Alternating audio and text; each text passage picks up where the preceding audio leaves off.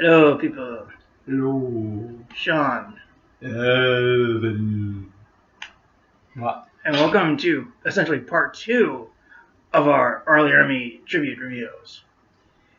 We're going to be talking about Texas Chainsaw Massacre, the beginning. Ooh. So, like a few weeks ago or so, we did, maybe a couple of months ago or so, I don't remember. It's been a while. Yes, it's been a while since we did the remake review, so we're going to do the prequel review. I think that was like close before Thanksgiving. Probably. I don't know. And I don't care. So Texas Chainsaw Massacre: The Beginning is a 2006 American slasher film and a prequel to the 2003 remake. It is the sixth installment in the franchise, directed by Jonathan Leesman, who would eventually go on to do Ninja Turtles. That movie. Okay. Co-produced by Kim Henkel and Toby Hooper, co-creators of the original movie. Was released October 6, 2006. October 6, 2006. Film takes place 4 years before the remake. Stars Jordana Brewster, Dora Bard, Taylor Handley, Matt Balmer, and Arlie Hermy. The original subtitle was The Origin. It says, and the budget was $16 million and made back $51.8 million. The music was done by Steve Shablowski, I think. Shablonsky? That one, and then narrated by John Larroquette, I think is how I pronounce it. Mm-hmm. So, sir. Oh, this movie was amazing. Loved it. Yes, I thought it was fun to watch. Oh, yeah, definitely. I wouldn't fun. say I loved it, but I thought it was entertaining. Oh, no, this was a great movie. Got more to say? Oh, where to start? Such glorious cinematic carnage. Glorious violence. Yes. And I'm going to get this joke out of the way.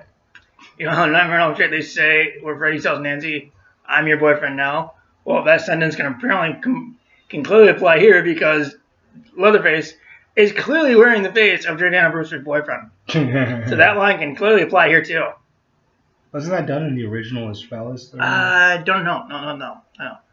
No, wait. But it was done in the movie House of a Thousand Corpses. I have never seen that movie. And if I have, it's been a long time. Oh, it's a good movie. And once. Except in that case, I think the killer was wearing her father's face. Either one. That's still messed up, because he's wearing Although I did hear that the killer's face, or name in that movie, was named Vincent, as a tribute to, I think, Vincent Price, I think. Yeah, probably. Who I think played the killer in the original movie. Wait, I don't think there was ever an original House of Thousand Corpses. That was Rob Zombie. I'm probably thinking of... House of Wax? That one, yes. That one's probably I get movies mixed up sometimes. Yeah, that's House of Wax. Hey, at least I got the trivia right, though. I just got it for the wrong movie. You should review those sometime, though. Still, bite me. Anyway, talk. Texas Chainsaw Massacre beginning. Yeah, it was really good. Definitely one of the few rare occasions where a prequel or sequel is just as good or better than the preceding material. Yes. I mean, granted, I would probably go so far as to say I thought this one was more violent and graphic than the 2003 Texas Chainsaw Massacre. Yes. I actually like this one better. Yes. And Arlie Ernie, scary as heck in this. Definitely. Still has his potty mouth. Yes, I think the only time he's not had a potty mouth was Toy Story. Well, that's and those are for film. Yes, those are for children. But still, he tries to lose his cool in those movies. You're just a piece of crap, dirtball. You're a low-life disgrace. You're not even dirt-eating worms. Yeah, he goes as far as he can in Toy Story with his potty mouth. I mean, I love the guy. He's awesome. Marley, I mean, he's awesome. Rest in peace, friend. But yeah, everything was so much better. The music was great. Steve Jablonsky, and granted, it's the same guy who did the music for the remake and all those other. Steve Jablonsky does a lot of Platinum Dunes movies. Yeah, that's what I was going to say. Because he does the music for Nightmare on Elm Street. Didn't he do the music for the Amityville one as well? Was it Platinum Dunes? Yeah, it was. Then I have a feeling Michael yes. Bay. Then I have a feeling yes, he did. And then there was the other Jason one. Mm-hmm. He did the music for that one too. Yeah, the music was good. I mean, a little bit more on. I mean, yeah, there was actually music in this one. Yeah. I mean, granted, I thought the lack of music kind of worked in Full Metal Jacket. I think it made a little bit more with the realism. Probably. Instead of having an actual background score to just incorporate rock music, because a lot of times it was just coming in from transistor radios anyway. Mm.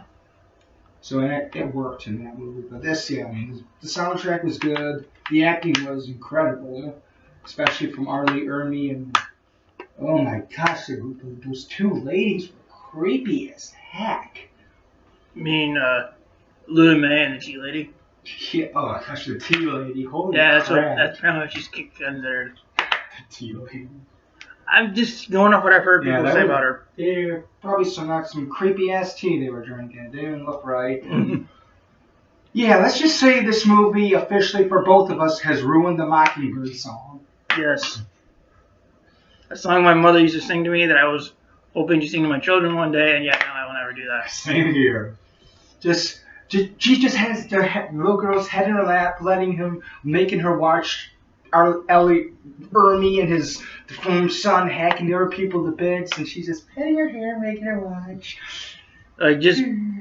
Also trying to clean the blood off her, I think. Yeah. But still, the fact that he made him wake one single song. Yes, way to make a song sang to little babies. Creepy. Thank you, Texas Chainsaw Massacre. Yeah, but I am now never singing that song to my children. Yeah, but in all actuality, a lot of children's nursery rhymes aren't as clean as you think they are. So let's go over the... because of continuity. I'm just saying, because you know, Ring Around the Rosie? Ring Around the Rosie. Yeah, and did you know that song's the Nightmare on Elm Street creepified a song? Oh, yeah. I don't remember what song it was, but yeah. That Dream song? No, it's where... 1, 2... Yeah, that one. 3, 4, shut the door. Yeah. Yeah. Don't hit me. But yeah, let's talk about because continuity required it. Oh, yeah, when they're cutting off their legs. Yeah. It was only one leg they're shot, but it's like, let's just make it match. And I think she was like, why? And we were like, because continuity requires it. No, it was like he only cut one off. He was like, no, come on, that looks sloppy. Come on, it's going to get infected. When it really, pretty much the movie's adaptation of way. Yeah, it's going to get infected because one leg got cut off. No, it's not. So it's not going to get infected because he never cleaned the fucking chainsaw. I think that would infect him more. Because he slices 2 people with that thing, and probably never cleans it. No, it would work. But we want to make a believable sequel, so cut the other one off. Exactly. And then when Arlie Ermey is getting thrown into the ground by the one kid, his tooth come out because, well, apparently in the remake he's able to pull out his teeth, and they had to explain that one. Even though clearly he was getting concussion and he could easily die. Been dead, yeah. But because continuity required it, he lives, and all he gets for his trouble is his teeth pop out. Yeah, but still, at least with the continuity, at least it's not as bad in this movie as it is in most other sequels and prequels. At least for the most part. Chainsaw 3D. Yeah. At least for the most part, it actually was there to make a little bit more sense. So I have to give this. Yeah, compared to 40 years later, yet we have a hot chick who clearly looks like she's in her early 20s. Yeah, real believable continuity. Well, not just the other movies in the Texas Chainsaw Massacre series. I just wanted to take a shot of that movie. It's so bad. I'm talking about movies in general. This is like a rare occasion where they actually make continuity issues that actually, for the most part, make sense when you actually look at it. Oh no, I just wanted to take a shot of that movie because it is so bad and so boring. But yeah, let's talk about this movie. Oh yeah. Yeah, like I said, the acting was great, especially from Ernie and the guy who plays Leatherface.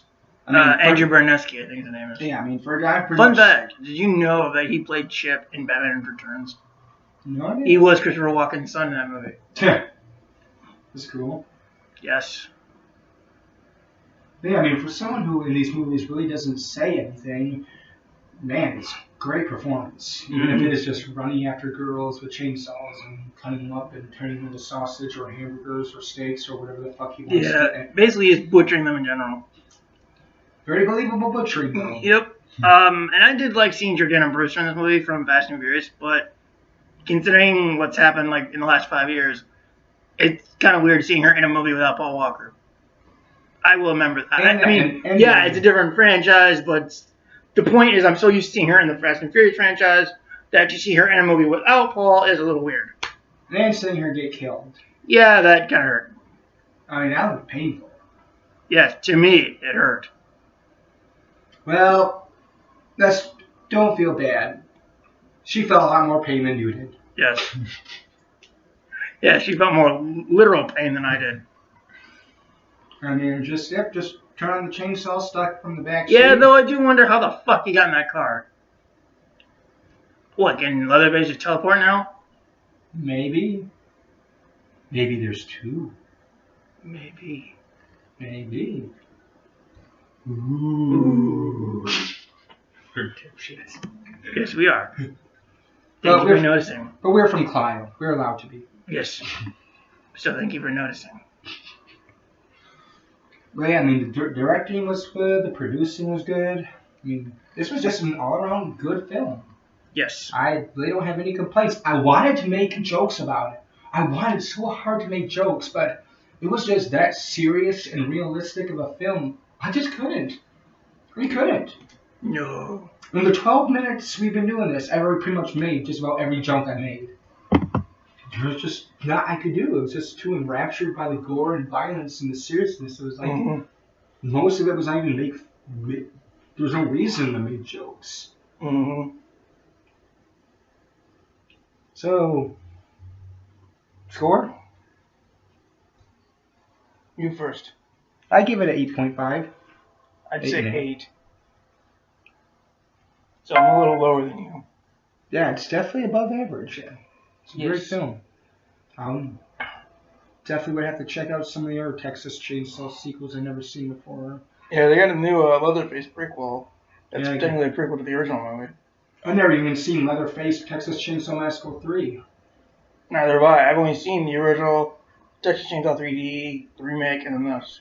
I've seen about probably half of this franchise already.